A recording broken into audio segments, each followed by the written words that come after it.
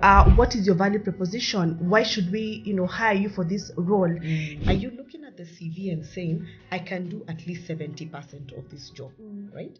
And unfortunately, ladies get caught up in analysis paralysis and refuse to apply for positions when they feel that there's maybe a 20% that they don't match.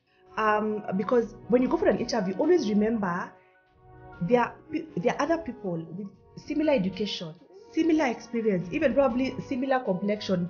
It's your exact you. Yeah. So what makes you stand out? Am I a person who's able to see operational gaps? Am I a person who drives for operational excellence?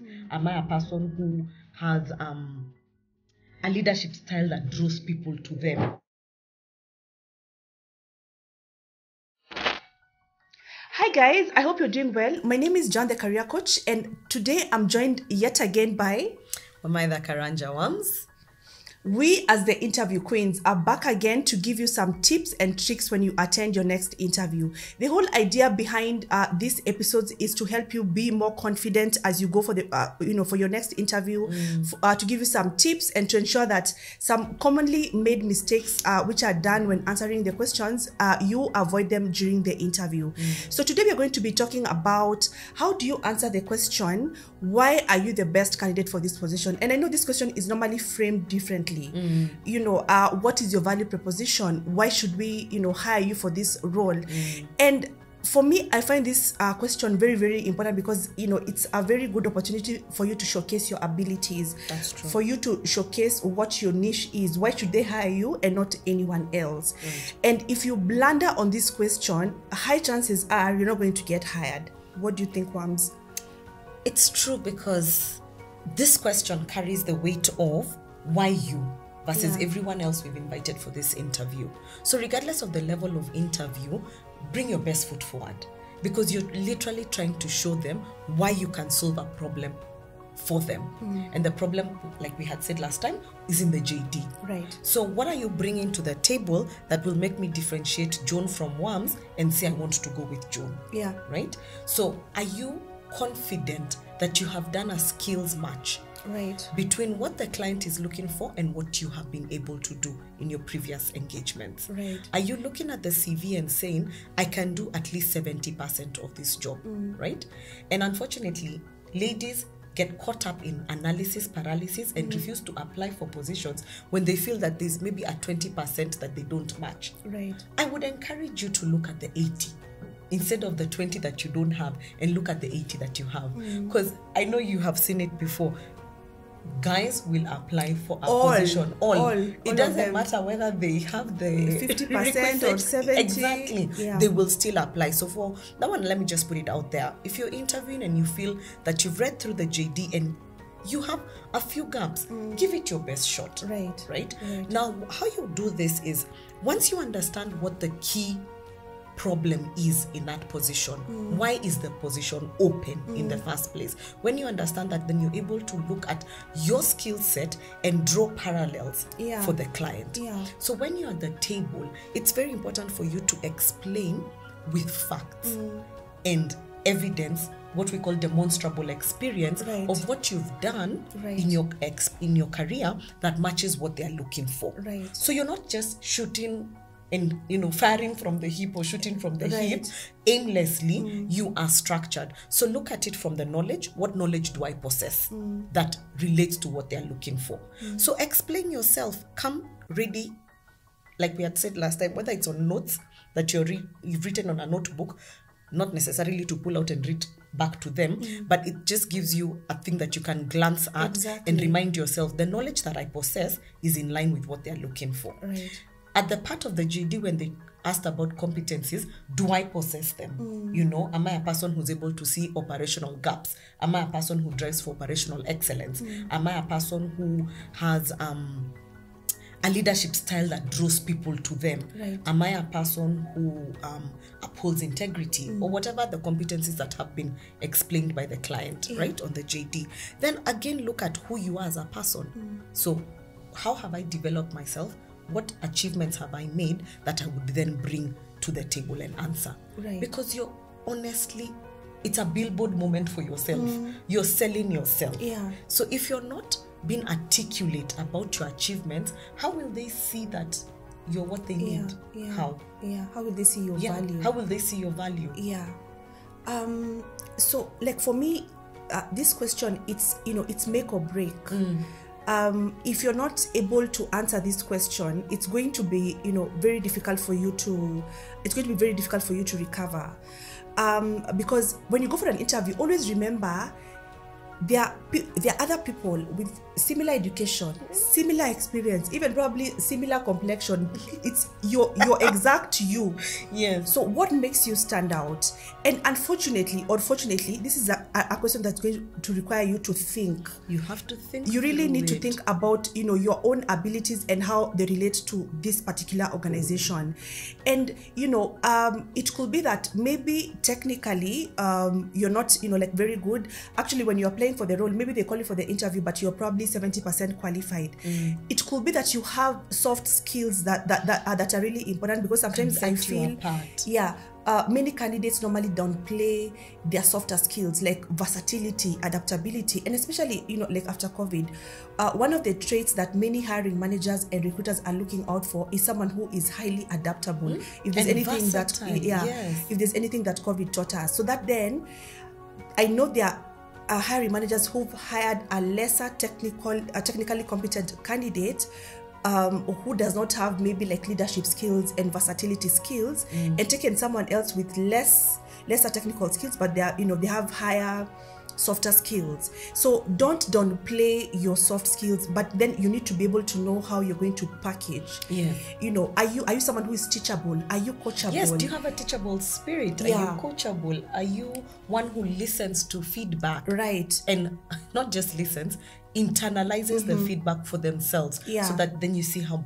to be the better person. Exactly. Can you work well with people? That is a hard question right now. Right. It is. Because then we are seeing people who are very good at what they do. They are straight A students, but they cannot work with people.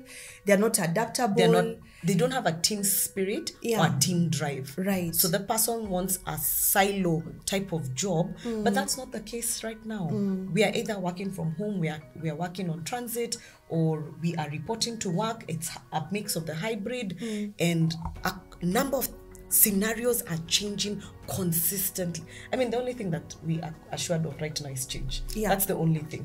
Whether it's going to work for you or not for you, but how are you bringing this to the table and demonstrating it? Avoid one word answers. So that when you've been asked why am I there for this position, I can be able to speak back and say, I have a quick hiring rate capability. I'm able to connect to the right candidates. I'm able to understand the hiring manager's need versus what's on the JD and sell this to a client. So I'm a potential client, in this case now would be the person they're going to interview. So I'm able to digest that information and give it in manageable bites to the potential candidate. Right. And that becomes my answer of why you, me? Why one and not someone else? Exactly. There are also certain questions that you need to think about when you are trying to demonstrate your value in a way that the hiring manager can understand. Right. What problems are you looking to solve? What problems are there in that organization? What problems have you picked up? And you know that you have the skills, education, ability to solve those problems. In your previous organization, were you involved in any kind of innovation? Right. Did you come up with something anything new? And what was it? And again, we use what we talked about in the other video. Give some background, the action that you took. Not we. It's not French class. Exactly. It's not. Right. I want to hear more of what you did, the candidate did. Even if you are part of a team and you're not the project manager, let's say, you're not the chairman of that board, or of that subcommittee, but the fact that you are a member, there's a certain contribution you brought. So bring that out. So part of the team that evaluated, maybe there was going to be a change in location for the organization, and I'm a project manager, or I'm a facilities manager. So part of the team that was charged with sourcing for new location, having the conversation with the realtors, etc. So you bring out the capabilities that made this project easy to happen. Right. And even if you encountered problems, demonstrate to me how you surmounted those problems. Yes. So walk me a journey that as the interviewer, I can follow through what you're saying to the tail end, and then now show me the response. And whether it worked positively or not is where failing forward comes in. Yeah. And then you can say, yes, we were meant to have moved offices. Now as the project manager or the facilities manager, we're meant to have moved offices in 3 months. Unfortunately, there was a stall from the contractor, right? So you can begin to explain to now the panelist, what I did is, either we sourced an alternative place, maybe this, we found an extension with our current landlord, whatever it is, demonstrate to us what you did, that even if you didn't make it to the time frame of the 3 months, you've now gotten, what do we call it? You've now learned, you've paid fees for your experience. Right. So it's cost you. But now going forward, you perhaps came up with the SOPs or the standard operating procedures of how a move should be done. Right. It's documented, and now everyone coming to hold that docket going forward has a reference point. Right. So it may not have worked for positive for you, but you learned from it and you failed forward. Exactly. And I actually like that point, because the other question, closely related to that one is, tell me of a time when you failed and how you are able to recover, or, what are some of the challenges that you encountered? And that would be, like a perfect example, because I don't know if you've encountered clients or candidates who you ask them, tell me of a time when you failed. They don't have everything failing. I did right. I know how. I did it right. Yet I can tell for a fact, because chances are we have industry information. Right. And then also, if you're not failing, you're not moving forward. Thank you. There's something that's not there's something working that's right. not. So either you are underworking, or there's something wrong. Your side hustle is taking more of your time than your actual job. And this is the place where you own up to a mistake. It makes you a better leader, right? Because you're leading now from the heart, not leading with an iron fist. You're leading knowing I'm leading human beings, because regardless of how good your business strategy is, it takes the people to execute it, right? So if that person is not able to come and say, I was unable to do this within that time, but this is how I recovered, this is what I did. Now going forward, we even use that example of how I failed to train others that going forward, this is not how exactly, and this is the path we take. Right. It's so paramount to be authentic at your interview. It is really, really important for you to be authentic. In fact, I usually say, if you go for an interview, and I think I mentioned in the previous in our previous video, and you are your most authentic self, even if you're shabbying and you're not so confident, and you're making mistakes here and there, but that's your most authentic self, you're more highly likely to be hired than someone else who has a fake enhanced version of themselves. Because we are human beings. You can tell when someone is being fake, and when someone is trying to fake an accent, trying to be in a particular, an infected accent. And you almost feel like you're talking to, it's a glass. You can't connect with that person. So we highly, I think both of us are agreeing, highly encourage you to be authentic. And then, as you're answering the, that question, why are you the best candidate for this position? What is your value proposition?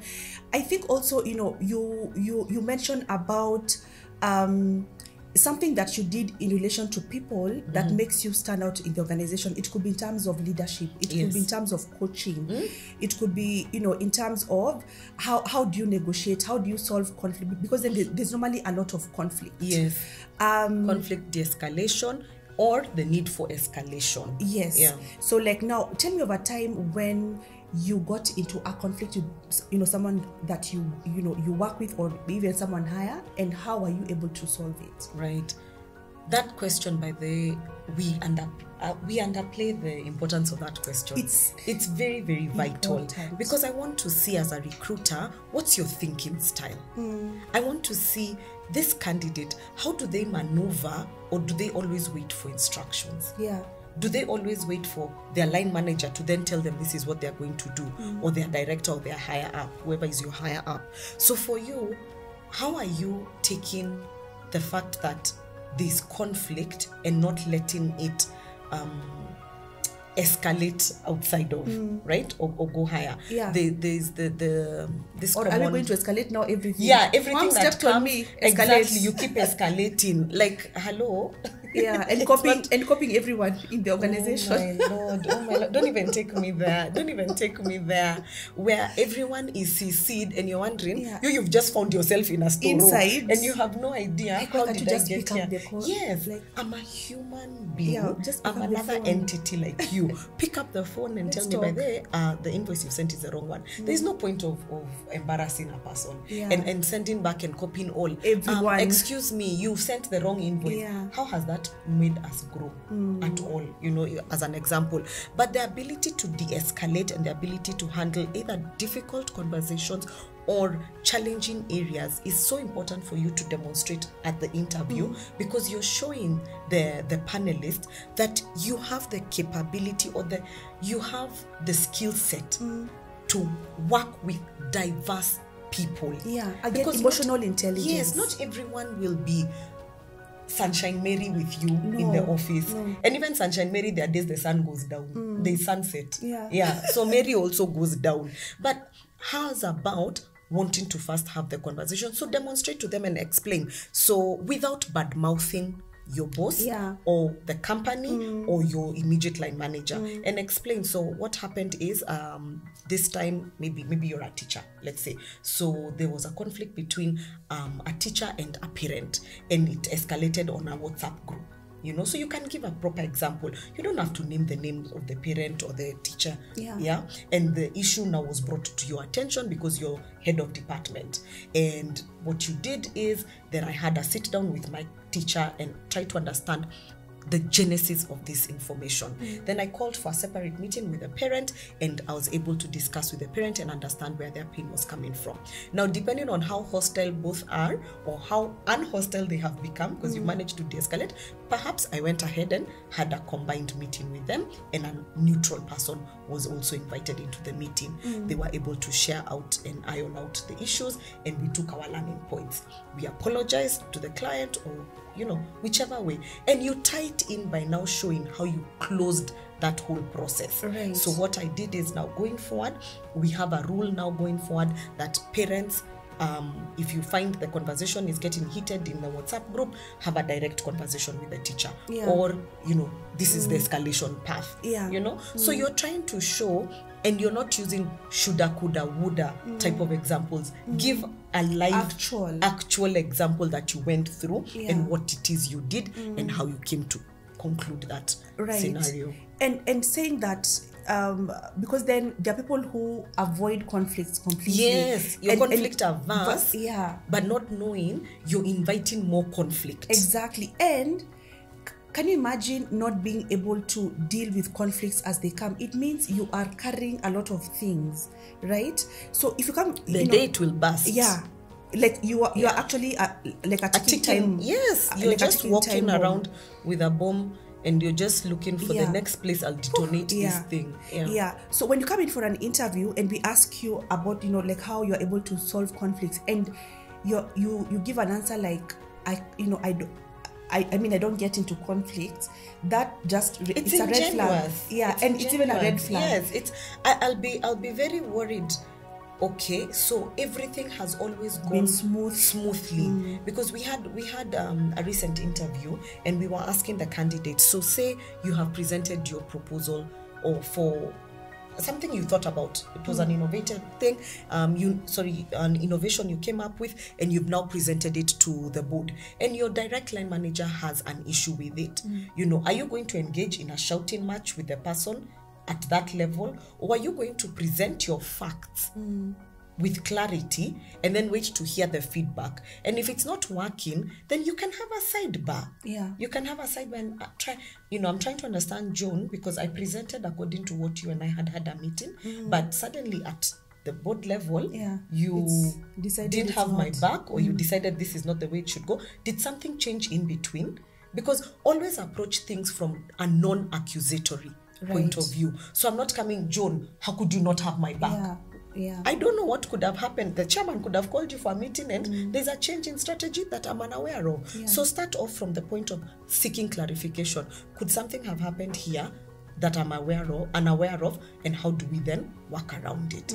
Because trying to portray yourself as a person who's never been in any conflict leaves me wondering where you've been living and what you've been doing. And I have questions now about the companies that you've worked in. Exactly. Yeah, so I'm looking at you in a different light, like, okay.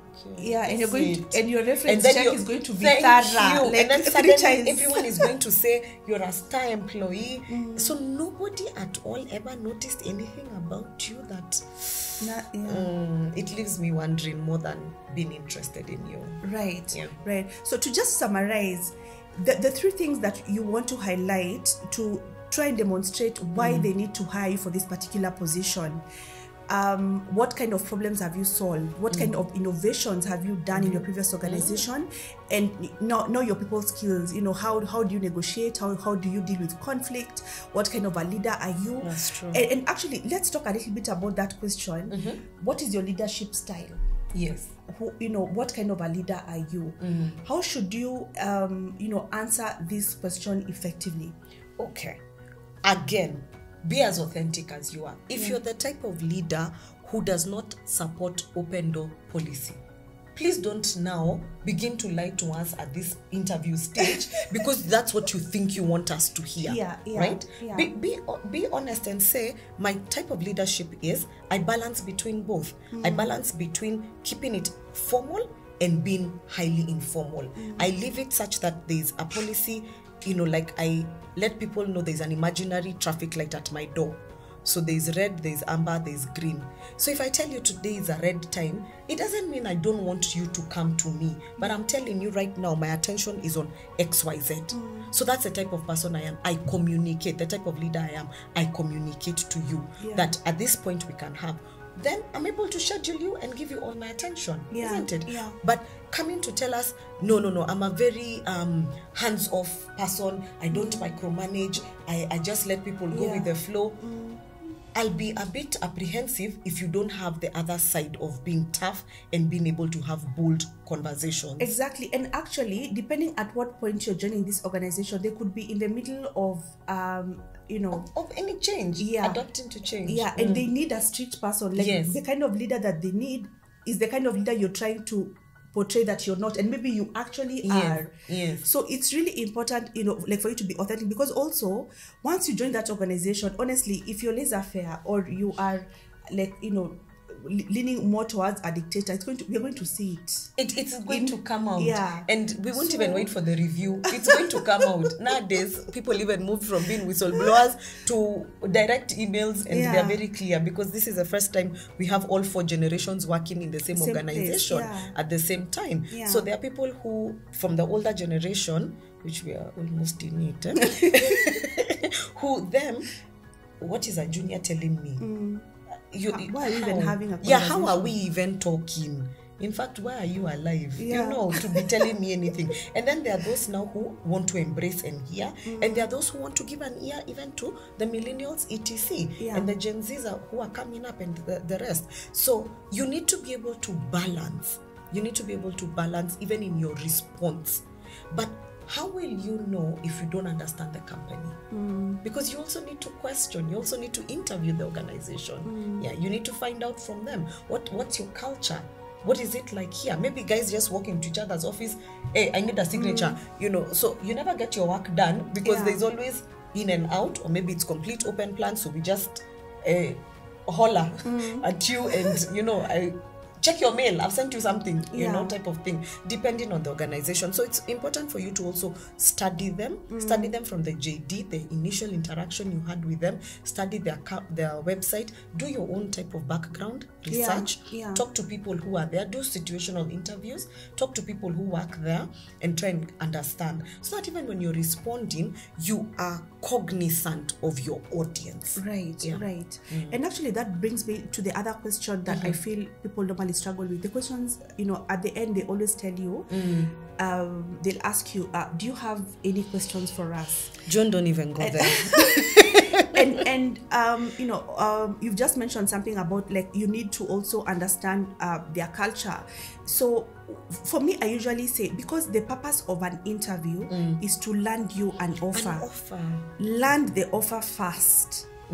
Or like any other question about if they give lunch or they give you fuel, or if they give you extra vacation days, or if they're going to pay school fees for your kids. That's a negotiation conversation that comes after the offer has been extended.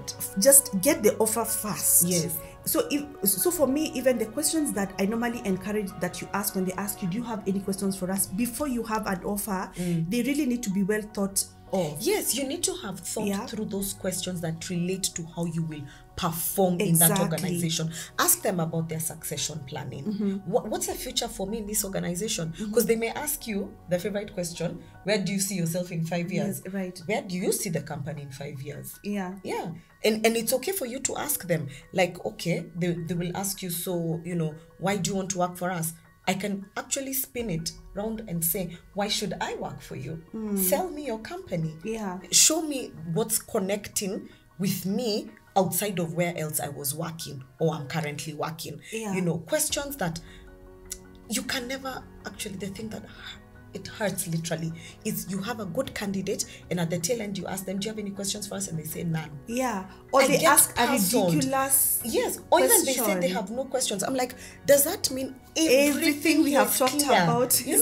Ask me a few questions. Try and ask me, like, why is the position open in the first place? And when people are leaving your organization, what's the type of feedback they give you at exit interviews? Because I want to get a feel and sense of who you are outside of your beautiful website and the beautiful emails you sent me to get me here. I want to see you for who you are, because I'm going to dedicate almost half of my time to you in a day.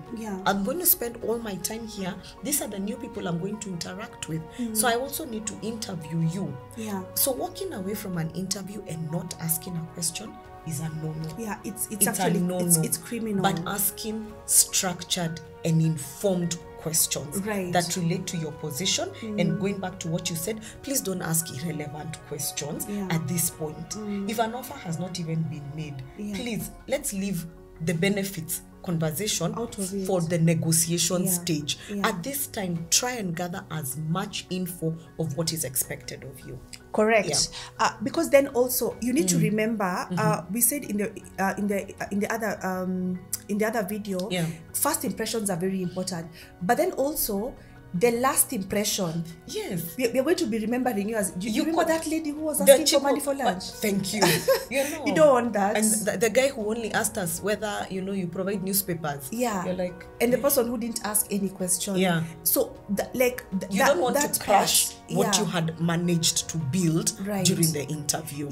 And the reverse is also correct. You could ask a question and all of us go like, oh, wow. I mean, I'd not even thought about, like that particular question. So for me, my good questions to ask at the end of the interview would be things like, for this particular position, what does success look like? Exactly. Give me a picture of success for this position. And how are you going to measure success?